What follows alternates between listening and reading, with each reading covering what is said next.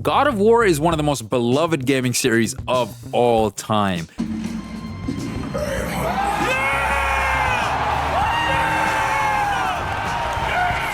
But before Kratos became the wise, gruff father of boy, he was, well, let's just say he had anger issues, and daddy issues, and trust issues. Kratos just needed a therapist, okay? He just needed a therapist. Going into this, the only God of War I'd ever fully played was God of War 3, which honestly I really enjoyed, but I was clearly missing out on a lot of context, like why Kratos became a literal serial killer of gods. So I decided to go back and experience God of War 1 for the very first time, and here's the real big question here. Does it still hold up after all of these years with no nostalgia and no rose-tinted glasses at all? Let's find out. Alright, let's talk story, because wow, Kratos is not the dad mode guy that we know from the newer games. No, this is a rip your head off and scream at it Kratos. The man is basically an anger management class dropout with a vendetta. And the characters, well, let's just say if you were a Greek god back then, you probably had a life insurance policy with Kratos' name on it. Kratos is a Spartan who makes a deal with the god of war Ares. Ares! Destroy my enemies, and my life is yours. He leads countless brutal campaigns, conquering cities, committing horrible atrocities, and wiping out anyone Ares even points at. And what does he get in return for all that loyalty? Instead of a bonus or a promotion, his Karen manager Ares tricks him into accidentally killing his wife and daughter. Yeah, classic toxic workplace situation, am I right? Kratos can't exactly complain to HR about this, so he takes odd jobs for the gods of Olympus, hoping they'll eventually remove his nightmares and anger issues. Eventually, though, they assign him to do the impossible: kill Ares. And to do that, he needs to find Pandora's box. So cue an insane journey full of puzzles, platforming that makes you question your life choices, and enough blood to fill an Olympic swimming pool. Kratos finds the box, throws hands with Ares, and somehow does the impossible and wins. Saying you actually beat the God of War's ass? Tell me that's not the ultimate flex. But his reward for this? Becoming the new God of War, which sounds amazing, right? But he has one big problem. You can't necessarily kill guilt with a sword. So, despite being the God of War, he's still miserable. He's just like ripped, sitting in a cool chair and wearing some new drip by the end of the game, so interesting.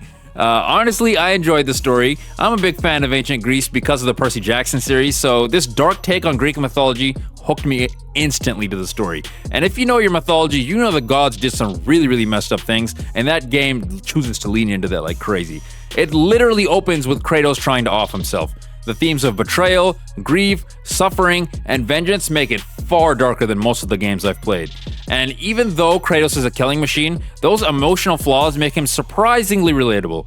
No, I don't have anger issues, except when I died 100 times on the stupid conveyor belt stage, oh my god. His emotions are both his superpower and his kryptonite. They fuel him to fight literal gods, but they also make him easily manipulated, leading to him killing his own family and becoming the Olympian god's errand boy, essentially.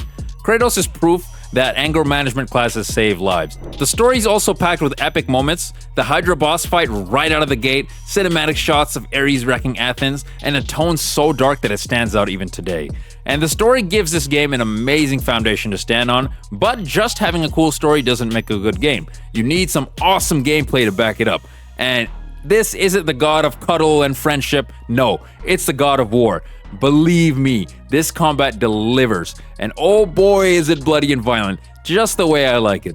The fighting system is built around chaining light attacks, heavy attacks, and grabs together, mixed with blocking and dodging when needed, to create some of the most violent combos I've ever seen in a PS2 game.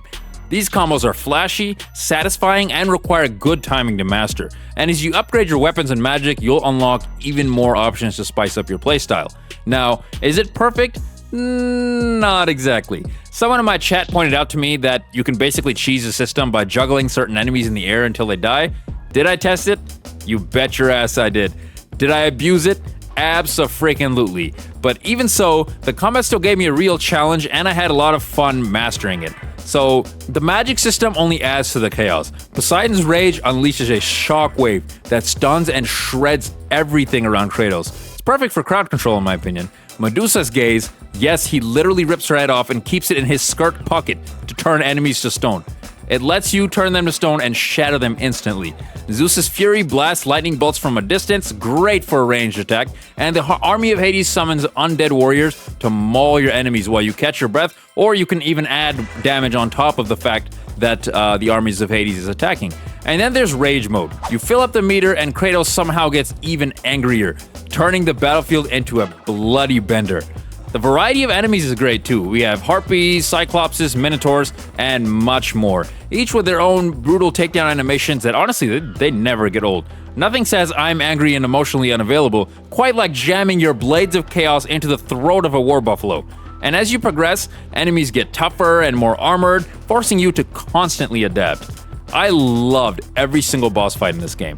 They're all over the top, cinematic, and built to make you feel unstoppable, like a beast-slaying machine. Right from the start, the Hydra fight sets the tone, climbing masts, stabbing heads, and casually impaling a sea monster's face with a ship's mast, because why not? Later fights like the massive metal Minotaur and those brutal arena brawls feel equally epic. But the crown jewel is the showdown with Ares. You're literally throwing hands with a god of war in an all-out apocalyptic brawl. It is pure badassery. These fights aren't just gameplay challenges, they are full-blown spectacles, with quick time events that for 2005 felt pretty revolutionary, and they'll still, I guarantee you, make you feel like an action hero or a monster today. My one complaint though, these boss fights do feel oddly spaced out. There's a long drought between the Hydra fight and that Minotaur battle, but the bosses still show up, and when they do show up, they deliver hard. And there's just something deeply satisfying about murdering gigantic beasts to assert your dominance over Greek mythology. The platforming in theory is a good idea because it breaks up the combat, and we don't necessarily have to get bored, and it provides a little bit of variety.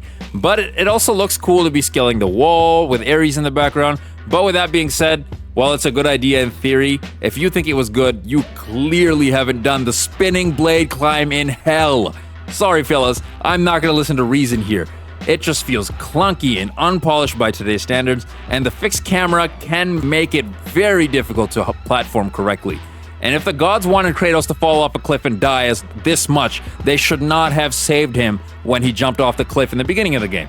And no, I will not accept skill issues or mad cuz bad or womp womp comments. It seems like a lot of people have had these similar issues with the platforming when I looked online. For a game that came out in 2005, God of War is still amazing. I will stand on business when I say that it will hold up 100% even today. You will feel like a straight up badass murdering machine every step of the way. Sure, some things haven't aged well, platforming, and you can fight me in the comments about that. But overall, this game outshines a lot of modern releases. Honestly, I'd love to see a full remaster with updated graphics and a touch up to those, clunking jumping and platforming mechanics. Now, I'm debuting a new scoring system on this channel. I like to call it Plot Score. And for God of War 2005, I'm gonna give it a, drumroll please, 8.5 out of 10. I definitely recommend people play it, assuming you're old enough, that is, to handle all the blood and rage and questionable Greek workplace ethics. And that's my review of God of War 2005. But I want to hear more from you. Did you play this back in the day? Are you planning to try it now? Drop your thoughts on your favorite boss fight or even your most rage-inducing platforming deaths down in the comments. If you enjoyed this video and you want to see more reviews, more first-time playthroughs, and deep dives into classic and modern games, make sure you hit that like button, subscribe, and ring the bell so you do not miss out on future uploads and streams. It really helps the channel grow, and I'd appreciate it more than Kratos loves yelling at gods.